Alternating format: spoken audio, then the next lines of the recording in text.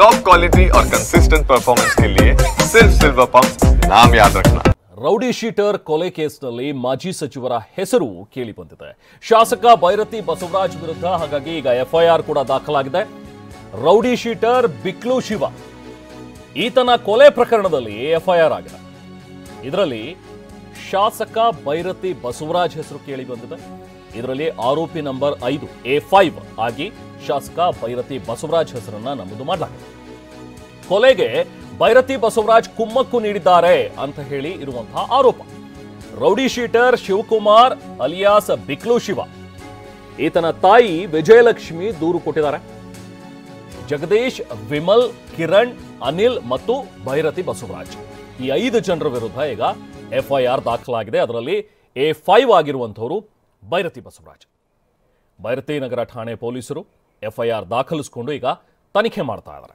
ಹಾಗಾದ್ರೆ ಈಗ ಭೈರತಿ ಬಸವರಾಜ್ ಅವರನ್ನು ಕೂಡ ವಿಚಾರಣೆಗೆ ಕರೆಸಬೇಕಾಗತ್ತೆ. ಈ ಸಂದರ್ಭದಲ್ಲಿ ಹಾಗಾದ್ರೆ ಏನಾಗಬಹುದು? ಯಾಕಂದ್ರೆ ಇದು ಕೊಲೆ ಪ್ರಕರಣ.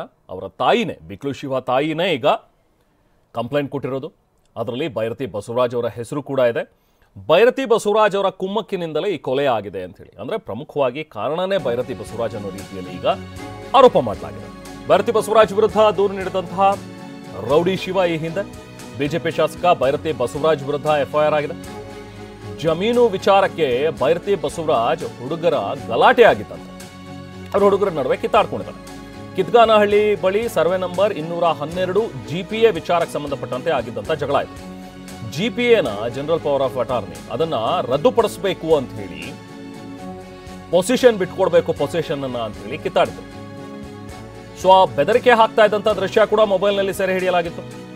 ಕೊಲೆ ಬೆದರಿಕೆ ಇರುವುದಾಗಿ ರೌಡಿ ಶಿವಪ್ರಕಾಶ್ ಈ ಹಿಂದೆ ದೂರು ಕೊಟ್ಟಿದ್ರು. ನೋಡಿ, ಆ ಒಂದು ದೃಶ್ಯದಲ್ಲಿ ನೀವೇನು ನೋಡ್ತಾ ಇದ್ರಿ, ಬಿಕ್ಲು ಶಿವ ಮತ್ತೆ ಇತರರು ಭೈರತಿ ಬಸವರಾಜ್ ಅವರಿಗೆ ಸೇರಿದಂತ ಹುಡುಗರಂತೆ, ಅವ್ರ ಜೊತೆನೆ ಓಡಾಡ್ಕೊಂಡಿರುವಂತ ಹುಡುಗರಂತೆ. ಇವರಿಬ್ರು ನಡುವೆ ವಾಗ್ವಾದ ಆಗಿತ್ತು. ಅದು ಆಡಿಯೋ ಏನಿದೆ, ವಿಡಿಯೋದಲ್ಲಿ ಏನ್ ಕಿತ್ತಾಟ ನಡೆದಿದೆ ಅನ್ನುವಂಥದ್ದನ್ನ ನೀವು ನೋಡ್ಬೋದು. ரவுடி ஆகிடியா வந்து ரவுடி நான் சொல்ல ஜகா வந்து இந்த ஏரியாக்கு ஆழ்ந்து விட்டேன். இந்த ஏரியாக்குலாம் கிங் கேட்காத நீ ஒரு பிசினஸ்மேன். ஏய் நாய்ப்பா நாய்ப்பா ஃப்ரெண்ட்ன்றதால ஒரு என்ன பண்றீங்க? வேலை பண்றேன் நான் மூஞ்சித பாத்துறேன். ஏய் ரவி சரி மாட்டீங்க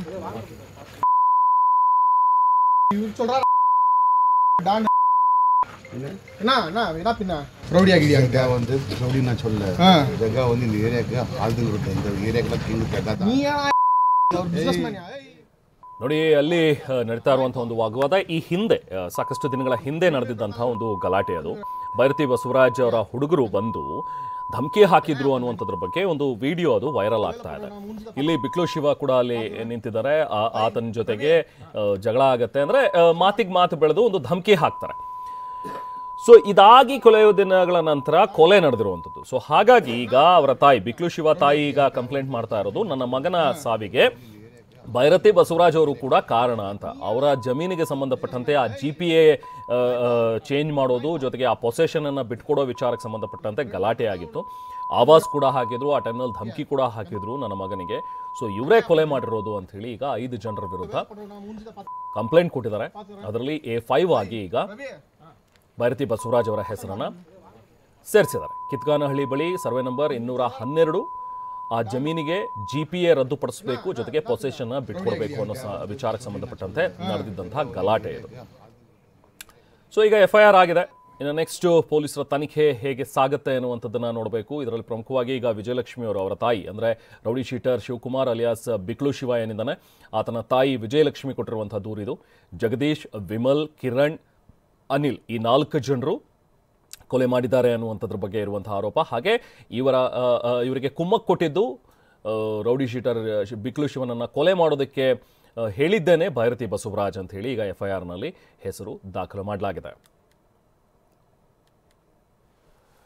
ನಾವು ಪ್ರತಿನಿಧಿ ಪ್ರದೀಪ್ ಮತ್ತಷ್ಟು ಡೀಟೇಲ್ಸ್ ನೀಡ್ತಾರೆ. ಪ್ರದೀಪ್, ಏನಿದು ಪ್ರಕರಣ? ಯಾವಾಗ ಆಗಿದ್ದು ಈ ಬಿಕ್ಲು ಶಿವ ಕೊಲೆ? ಈ ಕೊಲೆಗೆ ಪ್ರಮುಖವಾಗಿ ಈ ಜಮೀನು ಗಲಾಟೆ ವಿಚಾರನೆ ಕಾರಣ ಅನ್ನುವಂಥದ್ದನ್ನ ಹೇಳಲಾಗ್ತಿದೆಯಾ? ಈಗ ಭೈರತಿ ಬಸವರಾಜ್ ಹೆಸರು ಯಾಕೆ ಬಂತು ಇದರಲ್ಲಿ? ಅವರ ತಾಯಿ ಏನು ಹೇಳ್ತಾರೆ ಈಗ ಕಂಪ್ಲೇಂಟ್ನಲ್ಲಿ? ಎಕ್ಸಾಕ್ಟ್ ಆಗಿ ಭೈರತಿ ಬಸವರಾಜ್ ಅವರೇ ಕೊಲೆ ಮಾಡಿಸಿದ್ದಾರೆ ಅನ್ನುವಂಥದ್ದು ಏನು ಮಾಹಿತಿ ಇದೆ ಪ್ರದೀಪ್?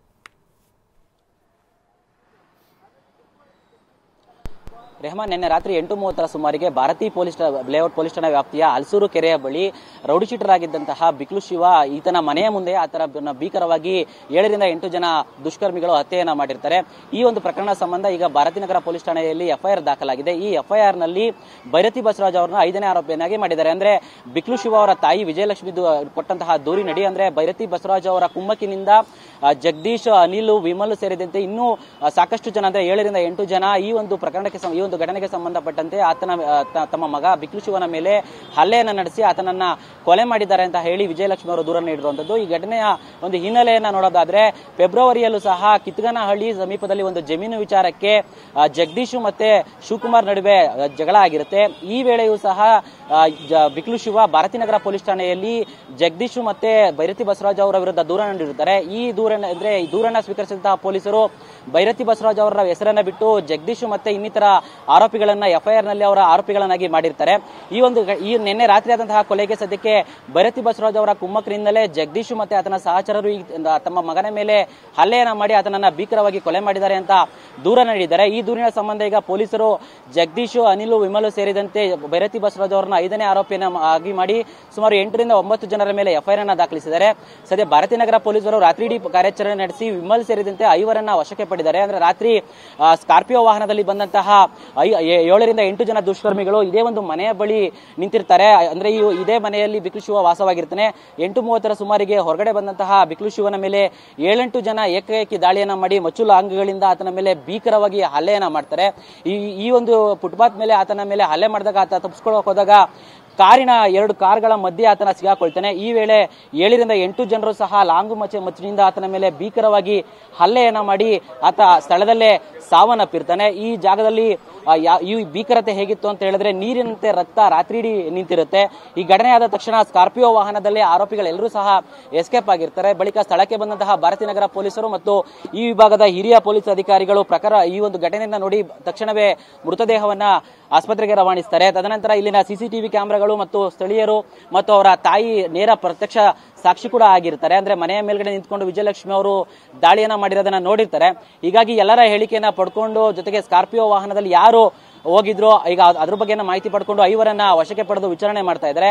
ಇದರಲ್ಲಿ ಪ್ರಮುಖವಾಗಿ ಈಗ ಗೊತ್ತಾಗ್ತಾ ಇರೋದು ಕುಮ್ಮಕ್ಕು ಅಂದ್ರೆ ಭೈರತಿ ಬಸವರಾಜ್ ಅವರ ಕುಮ್ಮಕ್ಕಿಂದ ಈ ರೀತಿಯಾದಂತಹ ಒಂದು ಕೊಲೆಯನ್ನ ಮಾಡಿದ್ದಾರೆ ಅಂತ ಹೇಳಿ ಅವರ ತಾಯಿ ದೂರನ್ನ ಕೊಟ್ಟಿರೋದ್ರಿಂದ ಪೊಲೀಸರು ಯಾವ ರೀತಿಯಾದಂತಹ ಕ್ರಮವನ್ನು ಮುಂದೆ ಕೈಗೊಳ್ತಾರೆ ಅನ್ನೋದನ್ನ ಕಾದು ನೋಡಬೇಕಾಗಿದೆ. Rehman, thank you Pradeep.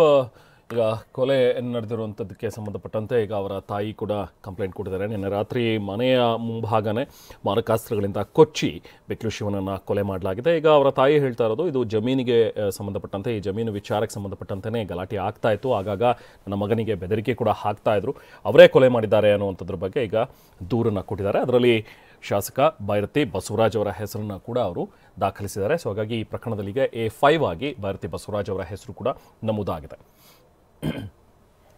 ಈ ಪ್ರಕರಣಕ್ಕೆ ಸಂಬಂಧಪಟ್ಟಂತೆ ಈಗ ಭೈರತಿ ಬಸವರಾಜ್ ಅವರನ್ನು ಕೂಡ ಸಂಪರ್ಕ ಮಾಡುವಂಥ ಒಂದು ಪ್ರಯತ್ನವನ್ನು ನಾವು ಮಾಡಿದ್ವಿ. ಅವರ ಒಂದು ರಿಯಾಕ್ಷನ್ ಏನಿದೆ, ಏನು ಹೇಳ್ತಾರೆ ಈ ಪ್ರಕರಣಕ್ಕೆ ಸಂಬಂಧಪಟ್ಟಂತೆ, ಅವ್ರಿಗೂ ಬಿಕ್ಲು ಶಿವಾಗಿ ಏನು ಸಂಬಂಧ ಇತ್ತು ಅನ್ನುವಂಥದ್ರ ಬಗ್ಗೆ ಮಾತಾಡೋದಕ್ಕೆ, ಬಟ್ ಅವರ ಸಂಪರ್ಕ ಸಾಧ್ಯವಾಗಿಲ್ಲ. ಅವರು ಇದುವರೆಗೂ ಯಾವುದೇ ರೀತಿಯಾದಂಥ ಪ್ರತಿಕ್ರಿಯೆ ನೀಡಿಲ್ಲ.